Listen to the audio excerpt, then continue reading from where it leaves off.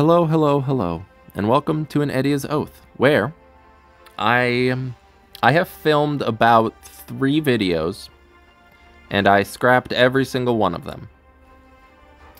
them. Because, well, I mean, I'm sure you can see why. But this isn't surprising. This is in no way surprising. This is what happens in this game, because this game is not a skill-based game, but an RNG-based game. So, I took some time to calm myself, because if you can believe it, a lot of nonsense happened, and I got upset, because I can't laugh it off like Ozza does, unfortunately, because he at least gets good luck. I live in 90% bad luck and 10% good luck. He's about, I'd say 60-40-ish. 60% good luck, 40% bad luck. I'm 90-10 bad luck to good luck. So yes, I have a little bit of a bleaker outlook on things, and I can't just smile off the 13th dual attack in a row. So I am just going to showcase some of the good and the bad from these 15 fights I've done. And the first one I want to showcase is Sorry M. And it is not because I won. It is because Sorry M knows how to have joy in their life. And I appreciate someone that first picks a unit that they enjoy, regardless of whether it is a top meta threat or anything. They first pick Yuna, just like I'm first picking Kizuna I, and I greatly appreciate that. And I will also say that I'm about 50-50 against Sari M. I'm happy to lose to them, because they're bringing units that 99% of the other player base don't bring. And I'm happy to lose to that, because they built their units well, and they have good units. As opposed to just losing to an RNG fest that is Lua and DDR and Solitaria and everybody. They're bringing other units that are fun and have uses. So I'm going to showcase them, because I greatly respect them and appreciate that they can, you know, follow their heart, essentially. So I picked Celine because they have a lot of non-attack skills on their team. Also, I frankly forgot that Yuna's S1 pushes the team up. In fact, by saying that I forgot is a bit disingenuous, because I don't know what Yuna really does all that much. I know she does attack buff. Her S1 and her S3 are an AoE. But beyond that, I don't know, man. It's a high leg lance Mort, which does mean one thing, and that is that I don't have to worry about being Elbrist constantly, which is nice. Kizuna's doing a good job of keeping my Laya topped up. I don't really need to cleanse here, so I think I just S1 into the Polly, because she needs to go first. Because Polly is the main source of damage. Laya brought Kizuna, and Kizuna brought Laya, because that is just the bond that we share as idols. So I just need to get rid of Polly. AOL can do as AOL pleases. I still have Laya's S2 available, so I'm not particularly worried. Since Celine's gone, they're going to go ahead and give an attack buff and a speed buff to everybody. They're probably going to defense break, and that's fine. Laya's coming up next, so I'm not particularly worried about that. AOL with speed buff is a little annoying, though, but Laya is still here. Yuna's going to S1, which I'm okay with. It doesn't do too much damage. AOL can push me back, or 15%, that's fine. I'm going to put a barrier up so that I can at least try to sustain a little bit through Mort. Because Mort is an issue. More than likely, they're going to defense break Karina again, which is not great for me, but it's not necessarily bad. I was hoping to bring Kizuna, but I brought I brought Karina. And now Yuna has her S3, which is going to hurt.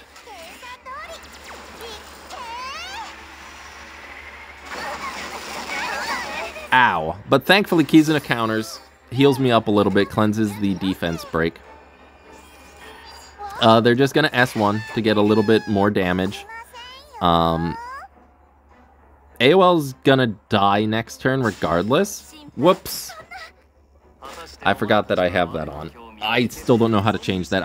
It's in my settings. It says it won't happen until 10 minutes, but it still happens. Karina lives. Let's kill AOL. They get Gab again, which is not great, but, you know, what are you going to do? Karina is more than likely not long for this world, so I'm just going to S3 the Yuna. Punch her in the face. We're both from Earth. She understands. They're going to go into Karina. Crit, get the anti-crit up, which is fine. Laya still exists, though, and Laya's going to go ahead throw her bass guitar at Yuna's face. And we're going to take out... We're going to take out Yuna. And then we're going to work on... Mort. Healing up is great. Kizuna is actually, like, pretty good in late game because she heals so much. And you will see that in another fight. I think I S1 or I S2 here because I want to push up the Kizuna so I can get a little bit more healing. I'm gonna put a barrier up as well, just as an additional bit of healing because healing is like ramping down as we're getting higher in Frenzy. Karina has her S3 again. I'm gonna go ahead, run it. I don't think hitting really mattered because it didn't defense break. It did about the same as an S1 would have without defense break, but Mort's gonna Mort step on me with his big old dragon toes. Karina still lives, and I have another S3 again, and Laya's gonna throw the bass guitar at Mort, and Mort's gonna get clocked and take 20k? 16k. So that was a really good fight. Sorry, like I said, I greatly appreciate you for doing what you want in this meta and not picking Lua, DDR, Solitaria nonsense. So that one. This one, they just didn't bring damage, and they were kind of afraid to hit their buttons. And then I killed Laya, and then they had no damage, and I had a Bunny Dom against DDR, so it wasn't a good time for them. What was a particularly bad experience? This was fun. So, what I mean when I say that watching my units not do anything while watching my opponent's same units do everything that they want to do is really demoralizing, I guess would be the good word. Because, like, Pirate Captain Flan, I need to not let this LRK get his S3 up. Okay, great. That's fine. I have DDR as a backup. DDR will surely sleep everybody. Please. But if we sleep everybody, we would also need a follow-up. Okay, I slept everybody. That's actually pretty good. I'm fine with that.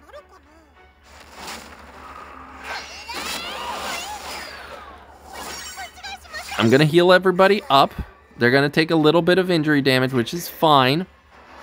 Bunny Dom, if you could sleep the shoe, that'd be great. Or you just don't sleep anybody. That's also fine. Okay, we got the bomb on the LRK. DDR, if you could soul burn this and please sleep the shoe so that she doesn't put speed buff on everybody. Great, thank you so much. Thank you. I appreciate it. truly, truly appreciate it, because now the...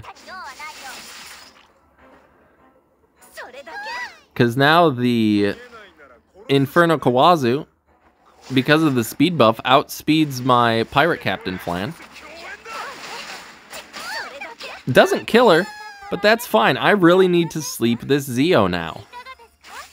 Great, thank you everybody. I really appreciate all of you for showing up to work. So yeah, that's really disheartening. And then, later, that very same next fight... What's the worst possible scenario of S3ing into Karina with a knle on the other side? A resist counter. Okay. And if you can believe it, I just left because Nope. Because... Galilias would have killed the LRK. Karina wouldn't have been able to S3 at that point if she got reset. And then I can take down knle with my Inferno Kawazu. But instead, I did not reset the Karina. I can't kill the LRK. And Inferno Kawazu wouldn't be able to kill the knle because they would have mitigation in the form of LRK. And then this fight, immediately after that other one, I'm not going to actually show the fight. I'm just gonna let you see what happens. It's a bit of a cacophony, but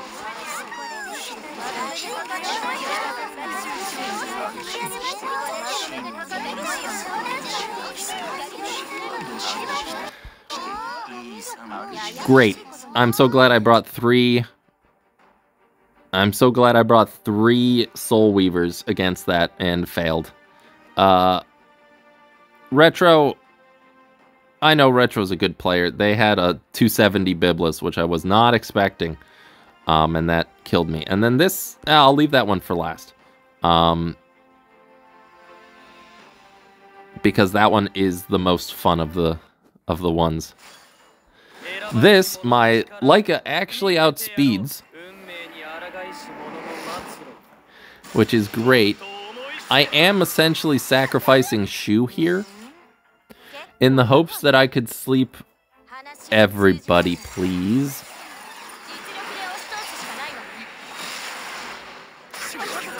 Okay, I do sleep everybody except for Zeo, but Zeo already went, so it's not that big of an issue. They're going to kill Shu, but that's fine because I have an Aravi.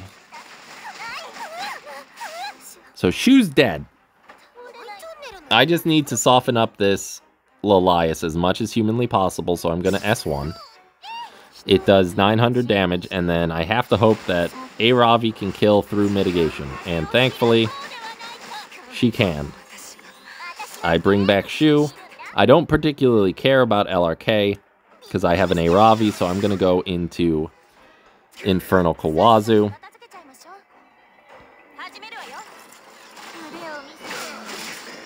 Force a dual attack, kill Infernal Kawazu. They're gonna kill Shu again, but I don't particularly care.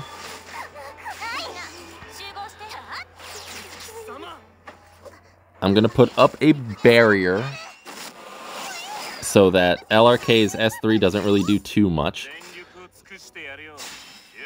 They're gonna soul burn.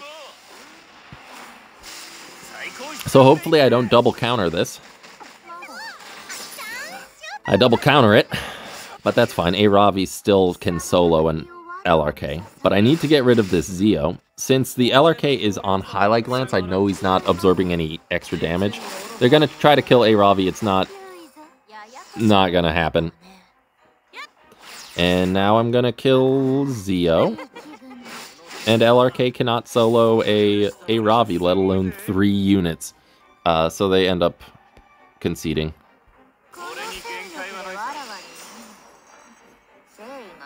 And then, because I'm curious, I'm gonna look at my Kizuna Eyes crit chance. It is 15%. We're going to go against ML Ken.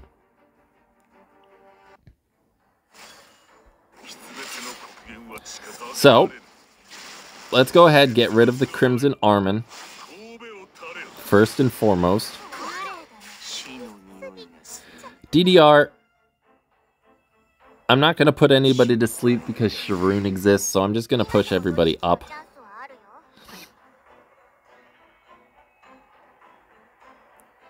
And I am going to S3 into Sharoon to start getting rid of her. Gonna get a counter, but that's fine. Let's get rid of that provoke.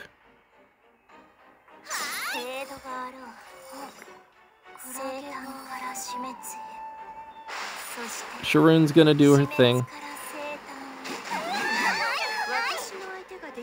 DDR got defense broken, so DDR's gonna die more than likely.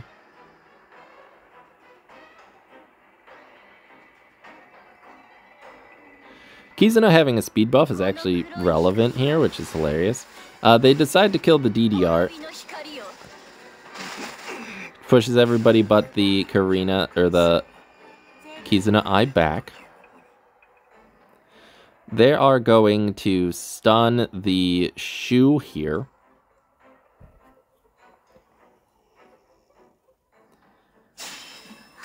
Because the Shu does injury damage.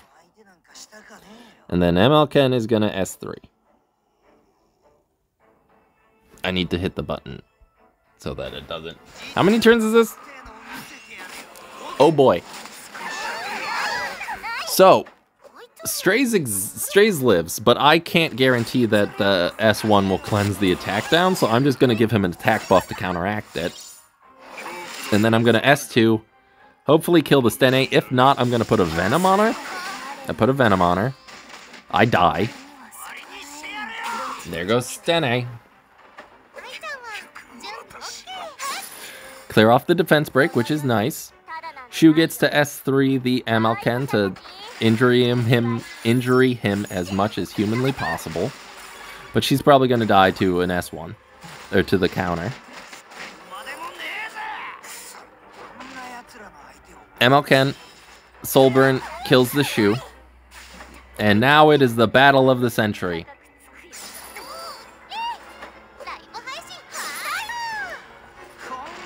So my Kizuna is on counter, which is a 30% chance. And as I've shown you prior, she has 15% crit chance. Crit number 1. I still haven't countered.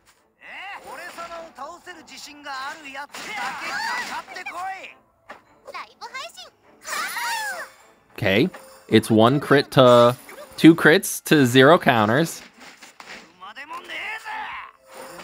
2 crits to 0 counters.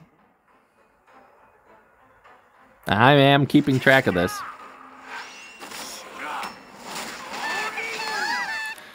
Still 2 crits. I can do that move too.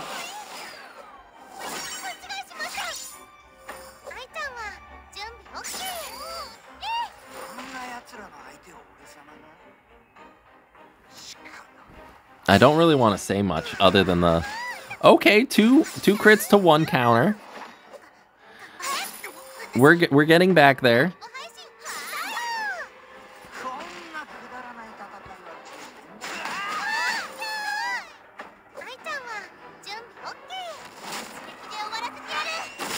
Theoretically, the counters should happen twice as often as the crits. So it's still 2 to 1. 3 to 1.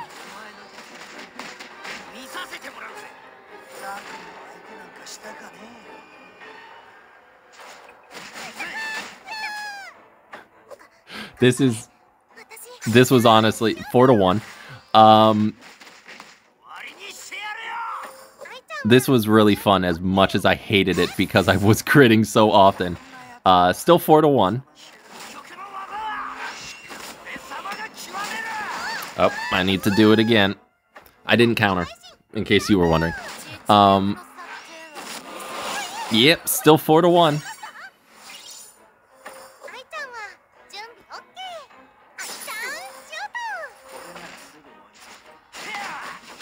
Still 4-1 in favor of the crits. Like, I just win if I counter.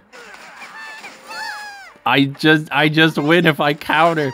It's still 4-1.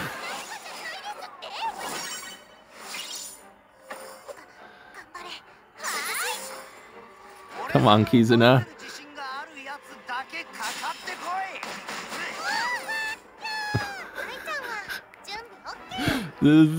Please. Just counter.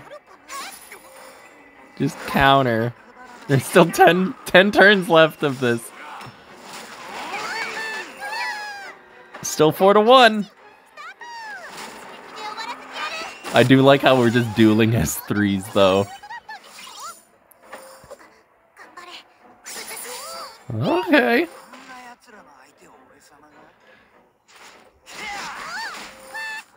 Still 4-1.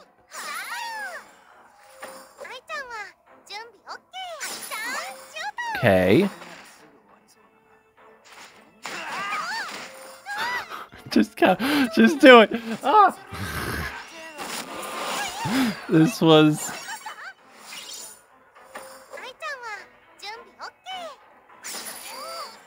Okay. Counter. 4-2. The counters happened half as often as the crits did. But Kizuna I did technically solo an MLK, which is my favorite thing that has ever happened. Thank you all for watching. I will try to be better in the future. But hey, RNG is just... boy. Especially with someone who greatly enjoyed statistics, watching it just explode hurts my everything.